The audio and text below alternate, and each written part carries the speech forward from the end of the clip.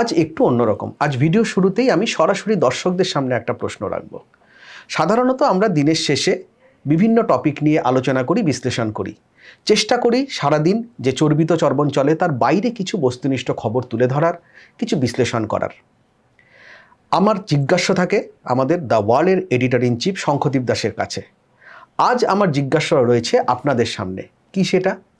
আপনারা কোন খবরটা বেছে নেবেন? তৃণমূলের ভাঙন, নাকি এক শীর্ষ আন্তর্জাতিক ব্যাংক এই কিছুদিনের মধ্যেই নবান্নে আসবে, তাদের শীর্ষ কর্তারা নবান্নে আসবেন, কী লক্ষ্য? না রাজ্যের উন্নয়নে সামিল হওয়া, রাজ্যের অর্থনীতিকে কীভাবে চাঙ্গা করা যায় তার একটা রোডম্যাপ তৈরি করা। এই খবর আপনারা শুনতে চান, এই খবর নিয়ে বিশ্লেষণ আপনারা জানতে চান, তাহলে আপনারা আজকের এই ভিডিওর কমেন্ট বক্সে এসে জানান আপনারা এই খবরটার বিশ্লেষণ আপনারা জানতে চাইছেন কিনা। তবে আপাতত আজ আমরা তৃণমূলের ভাঙনেই নজর রাখবো, কারণ সারাদিন এই তৃণমূলের ভাঙন নিয়েই চর্চা চলছে। আমার সঙ্গে রয়েছেন, আবারও বলি, দ্য ওয়ার্ল্ডের editor in chief Shankhadeep Das. আমার প্রশ্ন তৃণমূলের ভাঙন নিয়ে পরপর চলছে। আমরা একটা সিরিজ করেছি, বারবার বিভিন্ন খবর আমরা ব্রেক করেছি, কিন্তু তৃণমূলের একটা রাজনৈতিক দলের ভাঙন তো একটা গভীর, তার একটা অন্তর্নিহিত একটা গভীর ব্যাখ্যাও থাকে, কিন্তু তার পাশাপাশি কোথাও একটা লাইটার মোডেও একটা কোথাও গিয়ে একটা মানে আমোদিত হচ্ছেন মানুষজন, শুধু নন, তৃণমূলের অন্দরেও এটা নিয়ে অনেকে আমোদিত হচ্ছেন। এই যেমন আজ সুদীপ বন্দ্যোপাধ্যায় বিদ্রোহী ব্লকে যোগ দিলেন, এবং তারপর একটা মনে হচ্ছে যেন তৃণমূলের ওই বিদ্রোহী ব্লকের মধ্যে কোথাও ওই খরগোশ আর কচ্ছপের গল্প মনে পড়ে যাচ্ছে। মানে কে উঠছে কে নামছেন। আমার একটা ভাটিয়ালির কথা মনে পড়ে, আমায় ডুবাইলি রে আমায় ভাসাইলি রে, কে কখন ডুবছে কে কখন ভাসছে কে কখন উঠে দাঁড়াচ্ছে। কি বলবে তুমি? সম্রাট, আমি শুরু করবো তোমার কথাটা দিয়েই। সম্রাট যে কেন প্রশ্নটা করলো, আমি সুদীপ বন্দ্যোপাধ্যায়ের প্রসঙ্গে আসবো, তার আগে আমি বলি যে সম্রাট কেন প্রশ্নটা করলো আমাদেরও এটা বুঝতে মানে সুবিধে হবে, যে কারণ আমাদের মধ্যে একটা দ্বন্দ্ব কাজ করছে। আজকে তো সারাদিন ধরে তৃণমূলের এই ভাঙনের একটা আখ্যান লেখা চলছে, তার একটা বড় রকম পরিবর্তন আজকে ঘটেছে। মানুষ কি সেটা শুনতে চান? না, এই যে যে বৈঠকের কথা সম্রাট বলল, যে একটি আন্তর্জাতিক ব্যাংক, তাদের কর্তারা আসবেন নবান্নে বৈঠক করতে, মুখ্য সচিব এবং মুখ্যমন্ত্রীর মুখ্য উপদেষ্টা সঙ্গে বৈঠক করবেন। এবং কেন বৈঠক করবেন তার কারণ হচ্ছে যে পশ্চিমবঙ্গের যে অর্থনৈতিক অবস্থা, যে কোষাগারের অবস্থা, সেটা আমরা সবাই জানি যে খুব একটা দীনতা চলছে, যে একটা আর্থিক সংকট রয়েছে। বাম জমানার যে বিপুল ঋণের বোঝা নিয়ে মমতা বন্দ্যোপাধ্যায় শুরু করেছিলেন, তিনিও আবার সেই ঋণের বোঝা বাড়িয়ে বাড়িয়ে এমন একটা জায়গায় ছেড়ে গিয়েছেন যেখানে পশ্চিমবঙ্গ একটা খুব কঠিন অবস্থায় রয়েছে। ওই ঋণের বোঝা আর আমি যে ঋণের কথা বলছি সেটার মধ্যে একটা মূলগত ফারাক আছে। কারণ ওই ঋণের বোঝা হচ্ছে দৈনন্দিন কাজকর্ম করার জন্য ঋণ নেওয়া হয়েছিল। এই ঋণটা হচ্ছে যে পশ্চিমবঙ্গের যে ইমিডিয়েট একটা ডেভেলপমেন্টের দরকার, সেই প্রয়োজনে যে ঋণ, যেমন পশ্চিমবঙ্গে, যেমন কলকাতায়, এর আগের দিনে বলছিলাম আমি যে কলকাতায় বুদ্ধদেব ভট্টাচার্যের সময় একবার কি হলো, যে কলকাতার যে ওয়েস্ট বেঙ্গল ফিনান্সিয়াল ডেভেলপমেন্ট এই স্কিমে একবার এডিবি টাকা দিয়েছিল। কেন? কারণ বুদ্ধদেববাবু দেখেছিলেন যে প্রচুর রেভিনিউ লিকেজ হচ্ছে, তার ফলে যদি কম্পিউটারাইজ করে দিই পুরো ব্যাপারটা, তাহলে রেভিনিউ লিকেজটা বন্ধ হতে পারে। তো সেটা ইমপ্লিমেন্ট হয়েছিল। এডিবি লোন দিয়েছিল কলকাতার যে অ্যাডেড এরিয়ার নিকাশি ব্যবস্থার জন্য। তো এইরকম যে ডেভেলপমেন্ট প্রজেক্ট, বা ওয়ার্ল্ড ব্যাংক যেমন পানীয় জলের জন্য প্রকল্পের জন্য টাকা দেয়, তো এবার নতুন সরকারের রোডম্যাপ কি হবে, তার ফলে এই ধরনের বৈঠকের জন্য আসছেন। আমি ডিটেলটা এখনই স্পষ্ট করছি না, যদি মানুষ জানতে চান তাহলে আমরা এটা নিয়ে বিশদে আলোচনা করব। সেটাই আমি বুঝতে চাই আমরা, যে মানুষের কাছে এখন অগ্রাধিকার কোনটা, এই তৃণমূলের ভাঙনের গল্প জানা, না যে ডেভেলপমেন্ট স্টোরি যে ডেভেলপ করছে সেইটা জানা। এই জন্যই সম্রাট বলেছে আপনাদের যে কমেন্ট বক্সে জানান, তাহলে আমাদের জন্য বুঝতে সুবিধা হয় যে দর্শকরা কি শুনতে চান, কি ধরনের খবর শুনতে চান। পলিটিক্যাল খবর তো আমরা নিয়ে আসবোই, কারণ আমাদের স্ট্রং পয়েন্ট, দ্য ওয়ালের one of the strong point বা স্ট্রংগেস্ট পয়েন্ট হচ্ছে যে পলিটিক্যাল নিউজ। এবার যেটা সুদীপ বন্দ্যোপাধ্যায়ের প্রসঙ্গে আসি, এবং যেটা দিয়ে সম্রাট শুরু করেছিল, খরগোশ এবং কচ্ছপ। দেখুন, যখন বিধানসভার ভোটটা শেষ হয় সম্রাট, 4 মে রেজাল্ট ঘোষণা হয়। তারপরেই 2-3 দিন পরেই দেখা যায় 6 মে মমতা বন্দ্যোপাধ্যায় একটি মিটিং করেন, প্রেস কনফারেন্স করেন। তারপরেই তিনি জানিয়ে দেন যে পার্টির লোকসভায় যে মুখ্য সচেতক ছিলেন কাকলি ঘোষ দস্তিদার, তিনি আর মুখ্য সচেতক বা চিফ হুইপ থাকবেন না। চিফ হুইপ হবেন কল্যাণ বন্দ্যোপাধ্যায়। এইটার পরপরই আমরা দেখি যে কাকলি ঘোষ দস্তিদারের অসন্তোষ আছে পড়ে এবং সেন্ট্রাল সিকিউরিটি তাকে নিরাপত্তা দেওয়া শুরু করে। এবং আমি আগেও বলেছি যে কারোর কেন্দ্রীয় নিরাপত্তা পাওয়া মানেই পশ্চিমবঙ্গের রাজনীতিতে সেটা একটা লিটমাস হয়ে গেছে। এটা তুমি বলেও ছিলে, লিটমাস হয়ে গেছে। সেই লিটমাসটা কি? সেই লিটমাসটা হচ্ছে যে তার মানে তিনি কেন্দ্রের নিরাপত্তা বলয়ের মধ্যে ঢুকে গেছেন, মোদী সরকারের নিরাপত্তা বলয়ের মধ্যে ঢুকে গেছেন। তার মানে তার সঙ্গে বিজেপির কোনো একটা যোগসূত্র তৈরি হয়েছে। মমতা বন্দ্যোপাধ্যায় যখন ঘোষণা করলেন যে মুখ্য সচেতক কাকলি ঘোষ দস্তিদার নন, তার পরপরই তিনি সেন্ট্রাল সিকিউরিটি পেয়ে গেলেন। তার মানে কি? তার মানে তিনি সবার আগে দৌড়ে ফিনিশ লাইনের কাছে দাঁড়িয়েছিলেন। একদম ঠিক আছে। আর সুদীপ বন্দ্যোপাধ্যায় তখন কি করছিলেন? তখন তৃণমূলের উত্তর কলকাতায় হোয়াটসঅ্যাপ গ্রুপে সুদীপ বন্দ্যোপাধ্যায়কে নিয়ে তুলকালাম চলছে। 2-1 কাউন্সিলর তার বিরুদ্ধে বলছেন, কুণাল ঘোষ কটাক্ষ করছেন, ইত্যাদি প্রভৃতি চলছে। তো সুদীপ বন্দ্যোপাধ্যায়ের ওইসব ব্যাপারে তখনও ভাবনা চিন্তাও শুরু হয়নি। এমনিতে শরীরটা খুব একটা ভালো যাচ্ছে না, সুদীপদা বয়সও হয়েছে, 7বারের সাংসদ। আর শতাব্দী রায় তিনি তখন আবার সামার ভ্যাকেশনে মনে হয় দেশের বাইরে কোথাও যাবেন এরকম একটা পরিকল্পনা চলছে। তো এইরকম একটা অবস্থা। কিন্তু তুমি দেখো যে কাকলি ঘোষ দস্তিদার পৌঁছে গেছেন ফিনিশ লাইন। তো এইখান থেকেই কচ্ছপ খরগোশের গল্পটা এসছে যে তারপরে সুদীপদার ঘুম ভেঙেছে, তারপরে সুদীপদার সঙ্গে যোগাযোগ করা হয়েছে। এবং যে কথাটা আমি এখন বলতে চাইছি সেটা ওয়ালের এক্সক্লুসিভ। এখনো পর্যন্ত আপনারা মনে হয় না যে টিভিতেও কোথাও শুনেছেন বা কোনো জায়গায় সংবাদ মাধ্যমে দেখেছেন, ওয়ালে দেখে থাকতে পারেন, কারণ ওয়ালে খবরটা বেরিয়েছে। সেটা হচ্ছে যে সুদীপ বন্দ্যোপাধ্যায়ের এই যে বিজেপির দিকে উজান যাত্রা, এই উজান যাত্রাটা শুরু হয় বৃহস্পতিবার দিন রাত্রিবেলা। আচ্ছা, রাত 11টা 15। আচ্ছা, তুমি একেবারে ডেট এবং সঙ্গে টাইমও দিয়ে দিচ্ছ। একদম। তখন বিজেপি নেতৃত্বের সঙ্গে তার কথা হয় এবং স্থির হয় যে তিনি শনিবার দিন গিয়ে, কারণ তার শরীরটা বৃহস্পতিবার দিন খুব ভালো যাচ্ছিল না, এমনিতেই ভালো যাচ্ছিল না, তো তিনি শনিবার দিন গিয়ে কেন্দ্রীয় পরিবেশ মন্ত্রী ভূপেন্দ্র যাদবের সঙ্গে দেখা করবেন এবং তারপরে রবিবার মানে আগামীকাল দিল্লিতে একযোগে নয় গ্রুপে গ্রুপে বিভক্ত হয়ে, আচ্ছা হ্যাঁ, সেটা একটা অন্য কৌশলগত কারণ আছে। এমন নয় যে এই তৃণমূল বিরোধী ব্লকের মধ্যে, মানে এই বিদ্রোহী ব্লকের মধ্যে ভাঙন বা কিছু আছে, এরকম নয়। মিডিয়া থেকে একটুখানি নিজেদেরকে আলাদা রাখার জন্য গ্রুপে গ্রুপে ভাগ হয়ে তারা কালকে সন্ধ্যেবেলা বৈঠক করবেন এবং মোটামুটি একটা রোডম্যাপ ঠিক হয়ে যায় যে সুদীপ বন্দ্যোপাধ্যায় এই বিদ্রোহী ব্লকের নেতা হবেন। আচ্ছা। আর শতাব্দী রায় হবেন ডেপুটি লিডার। আর কাকলি ঘোষ দস্তিদার তিনি যে মুখ্য সচেতক ছিলেন, তিনি মুখ্য সচেতকই থাকবেন। আচ্ছা। এবং সেইটা আজকে ভূপেন্দ্র যাদবের বাড়িতে যে বৈঠক, সেই বৈঠকে গিয়ে এটা মোটামুটি একটা চূড়ান্ত জায়গায় পৌঁছে গেল। আমি আবার করে বলি যে পলিটিক্সে কোনো কিছুকেই চূড়ান্ত বলা যায় না যতক্ষণ না সেটা ইমপ্লিমেন্ট হচ্ছে, কারণ পলিটিক্স হচ্ছে সম্ভাবনার খেলা বলা হয়, আর্ট অফ পসিবিলিটিস। তো যতক্ষণ না হচ্ছে ততক্ষণ নানা রকম পসিবিলিটিস থাকে, ঠিক আছে।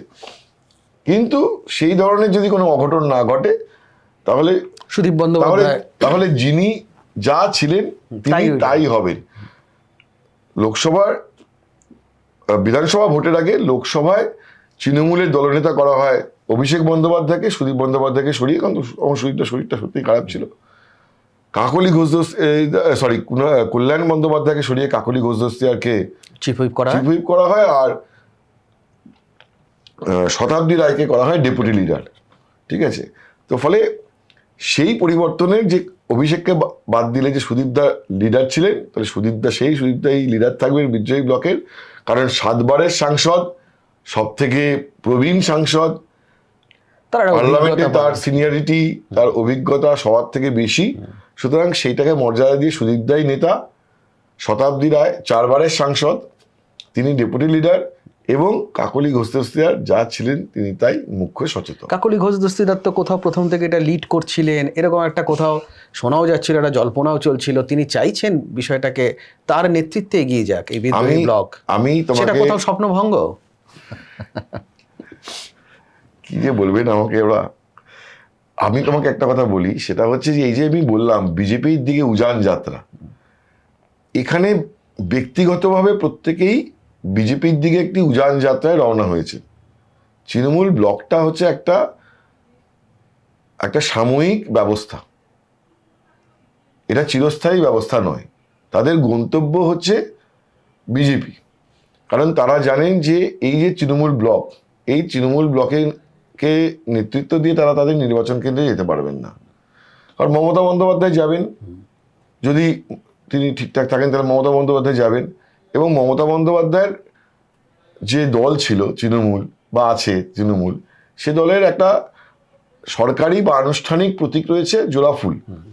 কিন্তু আমি মনে করি মমতা বন্দ্যোপাধ্যায়ের পার্টির প্রতীক হচ্ছে মমতা বন্দ্যোপাধ্যায়ের মুখটা। তো ফলে মমতা বন্দ্যোপাধ্যায়ের মুখ ছাড়া জোড়া ফুল প্রাণহীন, নিষ্প্রাণ। সুতরাং এই নিষ্প্রাণ ফুল নিয়ে গেলে কোনো অভ্যর্থনা পাওয়া যাবে না, মানে জনতার দরবারে, ঠিক আছে? বরঞ্চ দুদিক থেকে চাপের মুখে পড়তে পারে, বিজেপি এবং তৃণমূল দুটো দিক থেকে।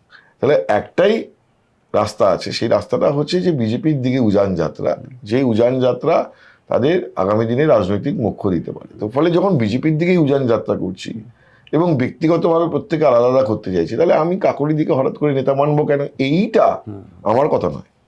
আচ্ছা, না কাকলির দিকে যখন বলছো, হ্যাঁ মানবো কেন, এটা আমার কথা নয় বলে দিয়ে শেষ করলাম। আমি দাড়িটা একবারে আমার কথা নয়তেই শেষ করেছি, একেবারে, নাহলে মনে হবে যে আমার কথা। এটা যাদের কথা, তাদের মধ্যে মহিলা সাংসদ রয়েছেন বেশ কয়েকজন। আচ্ছা, তারপরে কাকলিদি মহিলা সাংসদ, কিন্তু মহিলাদের মধ্যে সাংসদদের মধ্যেই অনেকে রয়েছেন যারা কাকলিদিকে নেতা মানতে আগ্রহী নন। নামগুলো আমি বলতে চাই না, কারণ নামগুলো বলতে চাই না এই কারণে, কারণ আমি তাদের কাছ থেকে অনুমতি নিইনি যে তাদের নামটা এই প্রশ্নে আমি বলে দেবো কিনা, বা লিখতে পারি কিনা, বা বলতে পারি কিনা। সুতরাং নামটা বলাটা আমার মনে হয় না ব্যাকরণগতভাবে সমীচীন হবে, কিন্তু আমি না কথা বলে বলছি না। যারা রাজনৈতিক সচেতন এবং রাজনীতির খবর রাখেন, দর্শকদের মধ্যে মহিলা সাংসদ বলতে কাদের, তারা তাদের মতো করে একটা ধারণা করে নিতে পারবে। ঠিক আছে, যেমন আমি বলি, যেমন সায়নী ঘোষকে এই ব্লকে নেওয়া নিয়ে অনেকের আপত্তি ছিল, ঠিক আছে? এই নামটা বলতে আমার অসুবিধা নেই। এই নামটা নিয়ে একটা বলা যেতে পারে প্রায় যতজন গেছেন তাদের মধ্যে 8-10 জনই চাননি। শতাব্দী রায়, জুন মালিয়া, বাপি হালদার, প্রসূন ব্যানার্জি, মিতালি বাগ, প্রতিভা মণ্ডল যাননি, কিন্তু প্রতিভা মণ্ডল হয়তো আপত্তি তুলতেন যদি যেতেন, হাইপোথেটিক্যাল বললাম। তো এরকম অনেকেরই আছেন তাদের আপত্তি, কিন্তু তারপরেও যেহেতু নাম্বার গেম আছে, যে যত বেশি সংখ্যক সাংসদকে নিয়ে এই ব্লকটা তৈরি হয় তত ভালো, সেখানে সায়নীকেও ইনক্লুড করা হয়েছে। তো এরকমভাবেই কাকলিদির নেতৃত্ব নিয়ে একখানা মানে একটা কয়েকজনের একটা স্পষ্ট আপত্তি ছিল, এবং তারা যে জায়গাটায়, যেই মন্দিরে গিয়ে এই যে ব্লকটা তৈরি করেছেন, 9 নম্বর মতিলাল নেহরু মার্গ, ভূপেন্দ্র যাদবের সরকারি বাসভবন, সেইখানেও তারা পৃথকভাবে জানিয়েছেন যে যাদের আপত্তি আছে, যে না কাকলিদিকে নেতা করার দরকার নেই, সুদীপদা নেতা হোক, এবং একটা স্ট্যাটাসকো থাকুক যে শতাব্দী ডেপুটি লিডার এবং সুদীপদা লিডার। এবং তুমি আজকের যে 9 নম্বর মতিলাল নেহরু মার্গ, সেই মার্গের যে বাসভবন, ভূপেন্দ্র যাদবের বাসভবন, সেখানে আজকে মিটিংয়ের কম্পোজিশন দেখো। সেই মিটিংয়ে কে যাচ্ছেন? সুদীপ বন্দ্যোপাধ্যায় এবং শতাব্দী রায়, নেতা এবং উপদল নেতা, deputy leader and the deputy leader. তো এইটা মোটামুটিভাবে ফাইনাল হয়ে গেছে। এবার আমি বললাম যে ওই পলিটিক্সে যেটুকুনি অনিশ্চয়তার জায়গাটা থাকে সেটা বাদ দিলে এইটা, এবং যে গতকাল পর্যন্ত যে 19 জনের সই দেখা গেছিল, সেটা তো স্বাভাবিকভাবেই সুদীপদা যোগ দেওয়ার পরে সেটা 20 হয়ে গেল। আর আরেকটা আমি বলি মজার কথা, সেটা হচ্ছে যে যেমন আমি বলেছিলাম যে সায়নী ঘোষকে নিয়ে আপত্তির কথা, তেমনই তৃণমূলের আরো একজন অত্যন্ত পরিচিত সাংসদ, তার সঙ্গেও কথাবার্তা চলেছিল, তারও আগ্রহ ছিল, কিন্তু এই যে 19 জন বা 20 জন সাংসদ সমষ্টিগতভাবে আপত্তি করায়, তার সম্পর্কে হ্যাঁ আচ্ছা, হ্যাঁ একদম তাই। তার মানে এই 8 জনের মধ্যে যারা রয়ে গেছেন এখন, ওই 8 জনের মধ্যে একজন, এবং তোমার কথায় মনে হচ্ছে তিনি যথেষ্ট, আমি নাম বলবো না, নাম বলবো না, তোমার কথায় মনে হচ্ছে যে তিনি যথেষ্ট পরিচিত সাংসদ, একদম সামনের সারিতে থাকা একজন একদম সাংসদ, একদম। এবং কিন্তু তাকে নিয়ে আপত্তি বাকি সবার। বাকি এই 20 জনেরই আপত্তি, আচ্ছা, একজন দুজনের না, এই 20 জনেরই আপত্তি। তার ফলে তার আর ভূপেন্দ্র যাদবের বাড়িতে যাওয়া হলো না, আটকে গেল কোথাও। আচ্ছা, এই তুমি বলছো যে এদের আসল লক্ষ্য তো কোনোটা একটা সময় গিয়ে বিজেপিতে জয়েন করা, এই মুহূর্তে কিছু কৌশলগত কারণে না। দেখো আমি বলছি যে না, তার মধ্যে এই 20 জনের মধ্যে অবশ্যই আবু তাহের বা খলিলুর রহমান এরা নিশ্চয়ই বিজেপিতে যাবেন না বা জয়েন করবেন না। আমার জানা নেই যে সুদীপ বন্দ্যোপাধ্যায় 2029 সালে আরো একবার লোকসভা ভোটে লড়াইয়ের জন্য কর্মক্ষম থাকবেন কিনা। তো এই ধরনের নানা রকম প্রশ্ন রয়েছে, এবং এখানে আগামী দিনে নানা রকম ইন্ডিভিজুয়াল বোঝাপড়া হতে পারে। সবাইকেই যে লোকসভা ভোটে লড়তে হবে তাও নয়, এটা তো ক্রমশ স্পষ্ট হবে। কিছু কিছু সাংসদের যে অভিপ্রায় রয়েছে সেটার কথা আমি বললাম, এটাকে একেবারে জেনারেলাইজ আমি করছি না। এটা আপাতত অস্থায়ী বন্দোবস্ত ব্লক, কিন্তু এটা অস্থায়ী, এটাকে অস্থায়ী বন্দোবস্ত না, এটা কতদিন থাকে এটা দেখো। তো তারপরে তো এটা কি শেপ নেয় সেটাও আমাদের দেখতে হবে। এবং সুদীপ বন্দ্যোপাধ্যায়ের, না তোমার কি মনে হয় যে এই ব্লক আগামী দিনে, এই মুহূর্তে তো এই ব্লক কাজ করবে যেখানে তৃণমূলের সংখ্যালঘু সাংসদরাও যারা সই করেছেন, এরা মূলত কাজ করবেন হচ্ছে এনডিএ কে সাপোর্ট করার জন্য, রাইট? সে বিল পাস হোক যেটাই হোক, এনডিএ কে পেছন থেকে আরো শক্তি যোগানো, পেছন থেকে না সামনে থেকে শক্তি যোগানো, মানে একটা ব্লক তৈরি করে সরাসরি যোগ না দিয়ে আর কি। এইটা 2029 পর্যন্তও তো এটা চালিয়ে যেতে পারেন, বা সরাসরি বিজেপিতে যোগ দিতে পারেন। না, ব্যাপারটা হচ্ছে যে শুধু 29 পর্যন্ত এটা চালিয়ে যাওয়া, আমার মনে হয় যে কোথাও একটা সমস্যা হবে এই কারণেই যে পলিটিক্সে তো গ্রহণযোগ্যতা রাখতে হবে। তাহলে এই তৃণমূলের ব্লক যদি মমতা বন্দ্যোপাধ্যায় সমান্তরাল নেমে পড়েন, তাহলে এই তৃণমূলের ব্লক কতটা রেসপন্স পাবে? যদি না পায় তখন কি হবে? সুতরাং দুম করে গিয়ে আবার 29-এ গিয়ে তারা কেউ একজন বিজেপির প্রার্থী হয়ে গেলে এটাও হবে না। তারপরে এটা একটা ইভলভিং সিচুয়েশন। আজকের দিনে দাঁড়িয়ে ঠিক নেক্সট কোর্স অফ অ্যাকশন ওরকম বলা যাবে। আর বিজেপির নিচু তলাতেও হয়তো একটা এদের সরাসরি যোগ দেওয়ার ক্ষেত্রে একটা থাকবে, কিন্তু এমনও তো নয় যে বিজেপির মধ্যে তো প্রচুর প্রবীণ এবং পরিচিত মুখ আছে। তো এইগুলো তো পলিটিক্সে চলে, আজকালকার দিনের রাজনীতিতে তো এইগুলো সব গাছওয়াই হয়ে গেছে। একদম। এই যে তৃণমূলের সাংসদরা বিদ্রোহী ব্লকে যোগ দিচ্ছেন, খুব ইন্টারেস্টিং একটা মানে জল্পনা বলো বা একটা রাজনৈতিক সমীকরণ তৈরি হচ্ছে কিন্তু নিচু তলায়। যেমন আমরা দেখেছি পার্থ ভৌমিককে নিয়ে সবসময় হয়। তুমি একটা জিনিস দেখো যে জ্যোতিরাদিত্য সিন্ধিয়া যখন গোয়ালিয়রের, তিনি কংগ্রেস নেতা ছিলেন, ঠিক আছে, এবং ছোটখাটো নেতা নয়, মাধব রাও সিন্ধিয়ার ছেলে, পপুলার, এবং তাদের একটা ফ্যামিলি ব্যাকগ্রাউন্ড, জিতিন প্রসাদ, তার বাবা জিতেন্দ্র প্রসাদ সিডব্লিউসির মেম্বার ছিলেন, দোর্দণ্ড প্রতাপ উত্তরপ্রদেশের নেতা।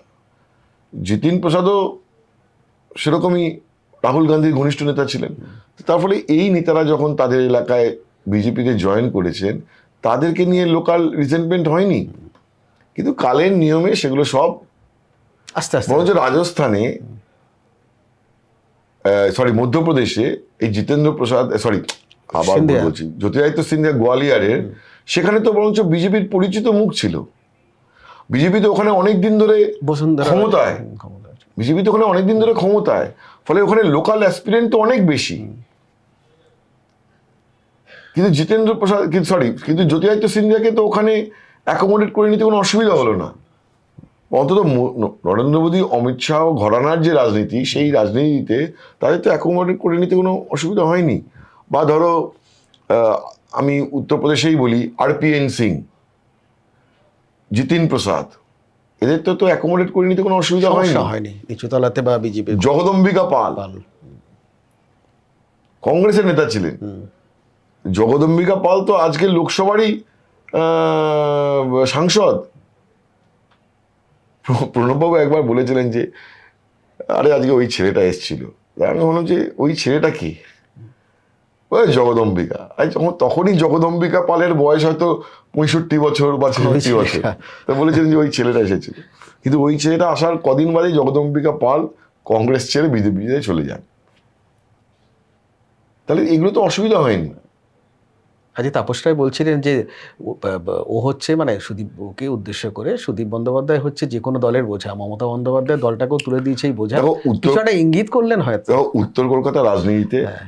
তাপস রায় এবং সুদীপ বন্দ্যোপাধ্যায়ের যে একটা পারস্পরিক সংঘাত, এটা বহুদিন ধরেই রয়েছে, সর্বজনবিদিত। সর্বজনবিদিত। এবং তাপস রায় তৃণমূল ছেড়েছেনই হচ্ছে সুদীপ বন্দ্যোপাধ্যায়ের বিরুদ্ধে বিদ্রোহ ঘোষণা করে। 2024 সালের লোকসভা ভোটে সুদীপ বন্দ্যোপাধ্যায়কে যখন মমতা বন্দ্যোপাধ্যায় ফের প্রার্থী করেন, সেটাই ছিল কফিনের শেষ পেরেক, এবং সেখানেই তিনি বুঝে যান যে আবার এটা হতে চলেছে এবং পার্টিটা ছেড়ে দেন। অভিষেক বন্দ্যোপাধ্যায় কিন্তু সুদীপ বন্দ্যোপাধ্যায়কে প্রার্থী করতে রাজি ছিলেন না একদম, এবং সুদীপ বন্দ্যোপাধ্যায় প্রচারেও যাননি। সৌগত রায়ের বরঞ্চ অভিষেক অনেকটাই ইনক্লাইন ছিলেন যে তাপস রায়কে প্রার্থী করার ব্যাপারে, এবং অভিষেকই তাপস রায়কে একটা সময় উত্তর কলকাতার তৃণমূলের সাংগঠনিক সভাপতি করেছিলেন। কিন্তু কি হলো যে সুদীপ দা একদিন পার্টি অফিসে, এই তৃণমূল তপসিয়া তৃণমূল ভবনের পার্টি অফিসটায়, যে অস্থায়ী পার্টি অফিস, সেখানে একটি মিটিং ছিল, এবং সেখানে মিটিংয়ে সুদীপ দা মমতা বন্দ্যোপাধ্যায়কে আর কিছু বলেন, এবং তারপরে হঠাৎ করে দেখা যায় যে আবার তাপস রায়কে সরিয়ে সুদীপ বন্দ্যোপাধ্যায়কে নিয়ে আসা হয়। সেই থেকে শুরু হয়ে গেল একটা সংঘাতের পরিস্থিতি। এবং আমার মনে আছে 2022 সাল বা 23 সালের 21শে জুলাইয়ের যে অনুষ্ঠান, যে সভা, তার আগে সল্টলেকের সেন্ট্রাল পার্কে যে একটা তৃণমূলের শিবির হয়, যেখানে বাইরে থেকে তৃণমূল কর্মীরা আসেন, তো শিবিরে অভিষেক যেতেন এবং অভিষেককে ঘিরে ওখানে একটা আড্ডা হতো। সেই আড্ডায় উত্তর কলকাতার নেতারা এবং উত্তর 24 পরগনার নেতারা আসতেন। নারায়ণ গোস্বামী, সুজিত বসু, পার্থ ভৌমিক, তাপস রায়, এরা সবাই ছিলেন। আবার কিছু ঘনিষ্ঠ নেতা ইন্দ্রনীল সেন ইত্যাদি প্রভৃতি, এরা সেই মিটিংয়ে, বা বুয়া চক্রবর্তী, কৃষ্ণা চক্রবর্তী, সেই আড্ডাতে তাপস রায় হঠাৎ করে বলেন, দেখো একটা অভিষেক, একটা কথা বলে দিচ্ছি, 24-এর নির্বাচনে কিন্তু আমাকে এই সুদীপ বন্দ্যোপাধ্যায় হয়ে প্রচার করতে পারবো না, আমি কিন্তু এরা করতে পারবো না, আমি আজকে বলে দিলাম স্পষ্ট, সুদীপ বন্দ্যোপাধ্যায় হয়ে কিন্তু আমাকে একদিনও কিন্তু বলবে না যে প্রচার যেতে। ওই 21-এর নির্বাচনেও আমার ওখানে কোনো প্রচার করেনি। উত্তর কলকাতার সাংসদ আর উত্তর কলকাতার যে লাগোয়া সিট হচ্ছে আমার বরানগর, একদিনের জন্য পা রাখেনি, এবং আমিও কিন্তু প্রচারে যাব না। তো এই তো সংঘাতের পরিস্থিতি। আবার এটা যখন তাপসদা যেমন বলেন, তেমন সুদীপদাও আবার কটাক্ষ করে বলেন, আরে আমার তো কপালে 7 বারের সাংসদ লেখা ছিল, আমার হাতে তো নেই, আমার হাতে তো কাউন্সিলর হওয়া লেখা ছিল না। এটা কোথাও ঘুরিয়ে তাপস রায়কে কটাক্ষ করে বলে, আমার কপালে তো কাউন্সিলর হওয়া লেখা ছিল না, আমার কপালে তো 7 বারের সাংসদ হওয়াটাই লেখা ছিল শঙ্খদীপ, আমি কি করবো বলো তো, এটা তো আমি অসহায়। আমাকে কদিন আগে ফোনে এই কথাটা বলেছেন, যে একটা কথা হচ্ছিল যে উত্তর কলকাতায় তখন প্রচার ইত্যাদি প্রভৃতি, এবং কুণাল ঘোষকে বেলেঘাটায় প্রার্থী করার পর স্থানীয় স্তরে যে একটা অ্যাকোমোডেট করার যায় একটা ব্যাপার ছিল, সেইখানে একটা মিটিং সুদীপদার বাড়িতে হয়, ওই চত্বরে সব কাউন্সিলরদের নিয়ে। তো সেই মিটিংয়ের কিছু ছবি আমাকে সুদীপদা পাঠিয়েছিলেন। তারপরে উনি আমায় বলেন যে ওই তাপস রায়ের প্রসঙ্গে, আমার কপালে তো 7 বারের সাংসদ হওয়াটাই লেখা ছিল, কাউন্সিলরটা লেখা ছিল না। তো এটা মানে একটা তুতু ম্যামে গল্প আছে একেবারে। আর সুদীপ বন্দ্যোপাধ্যায় যাওয়া মানে কুণাল ঘোষের ভাষায় যেটা হচ্ছে মানে buy one get one free বিজেপির জন্য আর কি। তো স্বাভাবিকভাবেই নয়না বন্দ্যোপাধ্যায় ওদিকে যাবেন, ফলে সুদীপ বন্দ্যোপাধ্যায় কারণেই নয়না বন্দ্যোপাধ্যায় টিকিট পেয়েছিলেন তৃণমূলে। এখন সুদীপ বন্দ্যোপাধ্যায় যদি এই তৃণমূলের বিদ্রোহী ব্লকে জয়েন করেন নেতা হিসেবে, মজার ব্যাপার হচ্ছে যে মমতা বন্দ্যোপাধ্যায় নয়না বন্দ্যোপাধ্যায়কে ডেপুটি লিডার করেছিলেন বিধানসভায় এই কিছুদিন আগে, ডেপুটি লিডার। তো এইটা হবে না যে মূল তৃণমূলের ডেপুটি লিডার হিসেবে নয়না বন্দ্যোপাধ্যায় থেকে যাবে, আর সুদীপ দা বিদ্রোহী তৃণমূলের লিডার হিসেবে লোকসভা থেকে যাবে। মানে নয়নারও শিগগিরই এই তৃণমূলের বিদ্রোহী ব্লকে যোগদানের একটা সম্ভাবনা তৈরি হয়েছে। শুধু আমাকে নয়না বন্দ্যোপাধ্যায় বলেননি, এটা আমার সূত্র মারফত খবর। আমি যদি এটা কন্ট্রাডিক্ট করতে চাইলে করতেই পারেন, কিন্তু আমার এই সূত্রের দাবিতেই বলতে পারি যে নয়না বন্দ্যোপাধ্যায় মনে হয় কোথাও একটা বলেছেন যে বিদ্রোহী ব্লক যে বিধানসভায় রয়েছে তাতে আমার সই করতে অসুবিধা নেই, কিন্তু ঋতব্রত বন্দ্যোপাধ্যায়ের নেতৃত্বে করবো এটাতেই আমার একটু কথাটা যে আছে। গতকাল ঋতব্রত আবার বলছিলেন যে এই সংখ্যাটা বাড়বে, এটা সময়ের অপেক্ষা, কোথাও হয়তো বাড়ছে তো। বাড়ছে, আর একটা করে বাড়ছে। ববিদা মানে ফিরাদ হাকিম জয়েন করেছেন। ববিদা কি অফিসিয়ালি জয়েন মানে সেভাবে হ্যাঁ করে মানে গেছেন? মোটামুটি শামীম আহমেদ তারা এখন সই করেননি, কিন্তু কিন্তু ঋতব্রত ঘরে গিয়ে বসা মানেই তো, তাই হচ্ছে। বা যোগাযোগ করা মানেই তো ওই যে 58 জনের ব্লকের বৃত্তটা বা পরিধিটা বাড়ছে। ঋতব্রতকে মেনে নিলেন আর কি, হ্যাঁ, আর কোথাও কিছু করার আর কিছু করার নেই। আমি দেখো এই তৃণমূলের ভাঙনের পাশাপাশি না মেনে নিলেন মানে কি, মেনে নিলেন মানে এটা আমি বলি সেটা হচ্ছে যে এটাও একটা স্থির হয়েছে, এবং যে অদৃশ্য শক্তি ঋতব্রত বন্দ্যোপাধ্যায়কে সামনে রেখে 58 জনের ব্লক তৈরি করাতে একটা ক্যাটালিস্টের ভূমিকা পালন করেছে, সেই অদৃশ্য শক্তি স্থির করে দিয়েছেন যে এবার তো শুধুমাত্র এই বিধানসভার ব্লক বা লোকসভার ব্লক হলে থাকতে হবে না, বা থাকলে হবে না, এই ব্লক দুটো মিলে নির্বাচন কমিশনের কাছে গিয়ে বলবে, যেমন সোমবার দিন স্পিকারের কাছে গিয়ে এই লোকসভার ব্লক বলবে যে আমরাই আসল তৃণমূল, এবং আমাদের নেতা সুদীপ বন্দ্যোপাধ্যায়, ডেপুটি লিডার শতাব্দী রায় এবং মুখ্য সচেতক কাকলি ঘোষ স্যার আমাদের স্বীকৃতি দেওয়া হোক, আমরা এনডিএ সাপোর্টিং একটি পার্টি হিসেবে এখানে এক্সিস্ট করব।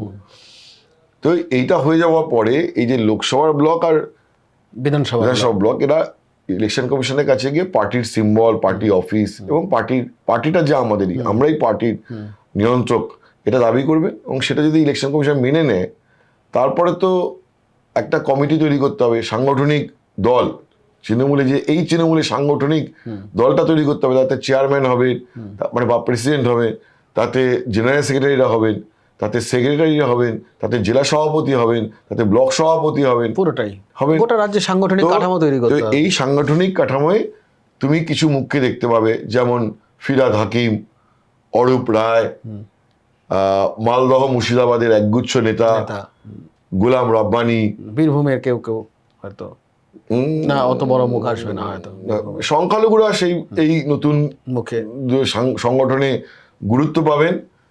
এবং সেইখানে আমি দুটো নাম প্রমিনেন্টলি বললাম, প্রবীণ নাম, হাওড়ার মধ্য হাওড়ার সাংসদ এই বিধায়ক অরূপ রায় এবং ফিরাদ হাকিম, এদেরকে তুমি সংগঠনে দেখতে পাবে।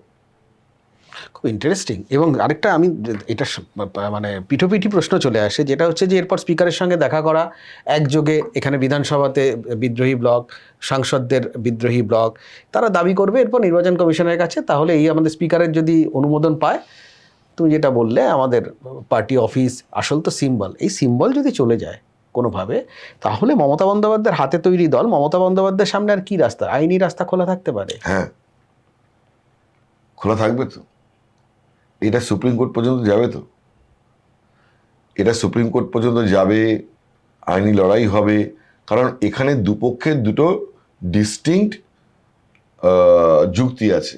মমতা বন্দ্যোপাধ্যায় মানে অরিজিনাল তৃণমূলের যে যুক্তি, সেই যুক্তিটা হচ্ছে যে এক্সিকিউটিভ কমিটি, পার্টি প্রেসিডেন্ট এখনো পর্যন্ত যা ঠিক করেছে, সেই এক্সিকিউটিভ কমিটিতে কোনো সিদ্ধান্ত নেয়নি, ঠিক আছে।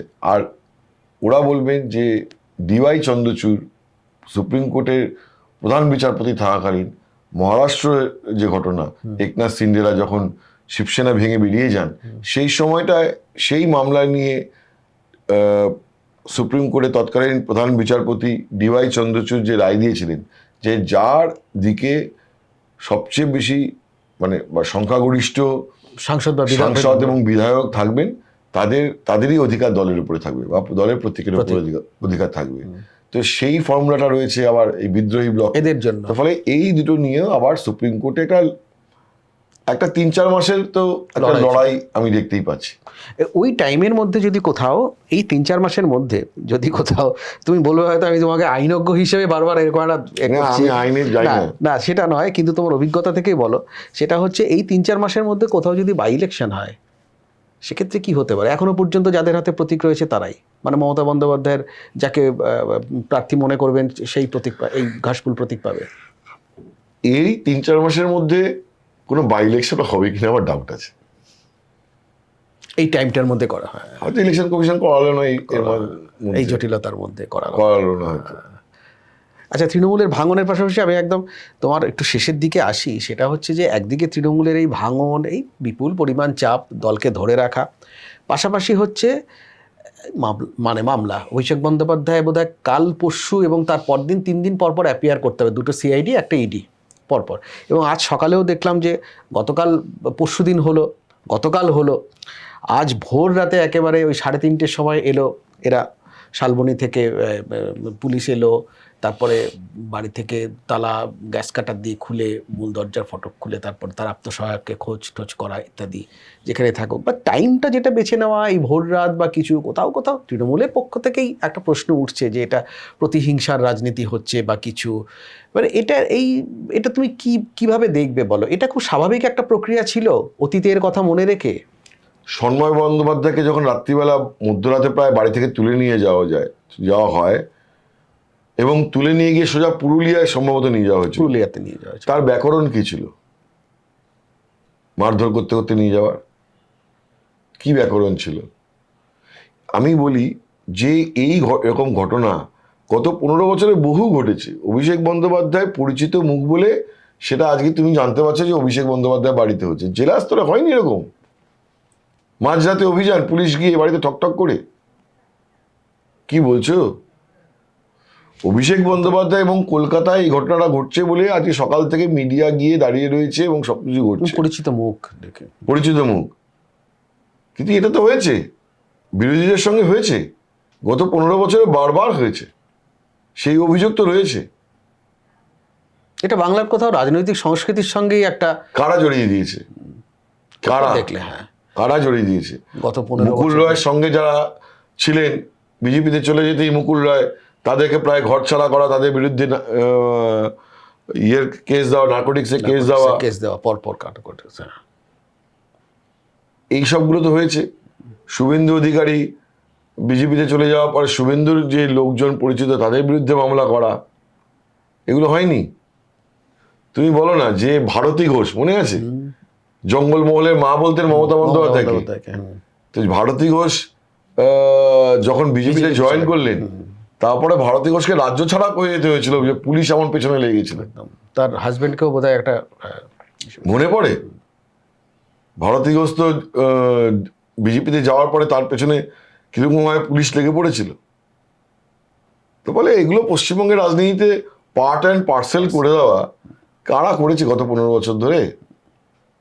কোথাও এটা একটা স্বাভাবিক একটা, এই তো আজকেও দেখলাম যে অধীর চৌধুরী বলছেন এই রক্তবীজের কথা, বা চুরি শিখিয়েছেন কে, চৌর্যবৃত্তি কে শিখিয়েছেন চৌর্যবৃত্তি, তাই না? যে বাড়িতে গত 15 বছরে এরকম পুলিশ পৌঁছে গেছে এবং যেখানে জেনুইন পৌঁছে গেছিল সেখানে আমার কোনো বক্তব্য নেই, কিন্তু যেখানে মিথ্যে মামলা সাজানোর অভিযোগ রয়েছে বা যারা মনে করেন যে এই মামলাটা সত্যি মিথ্যে, ন্যায্যভাবে মনে করেন যে এটা মিথ্যে মামলা সাজানো হয়েছে, সেই বাড়িতে তাদের পরিবারের মনের অবস্থা, তাদের পারিবারিক অবস্থা, তাদের পরিবারের পরবর্তীকালে আর্থিক অবস্থা কোন জায়গায় পৌঁছেছিল? মানুষের তো অভিশাপও কোথাও হয়তো দুর্ভাগ্যজনক, কিন্তু এটাই একটা, মানে গত 15 বছরের একটু রাজনৈতিক ইতিহাস ঘাটলে দেখা যায় যে এটা দীর্ঘ সময়। আজ অভিষেক বন্দ্যোপাধ্যায়ের ক্ষেত্রে হয়তো পরিচিত মুখ, মিডিয়ার একটা হাইপ রয়েছে, সবকিছু রয়েছে, সেই জায়গাতে একটা, সেই জন্য তুমি এতগুলো মিডিয়া গিয়ে দেখতে পাচ্ছে যে তালা ভাঙা হচ্ছে ইত্যাদি প্রভৃতি, কিন্তু তালা তো এর আগেও ভাঙা হয়েছে।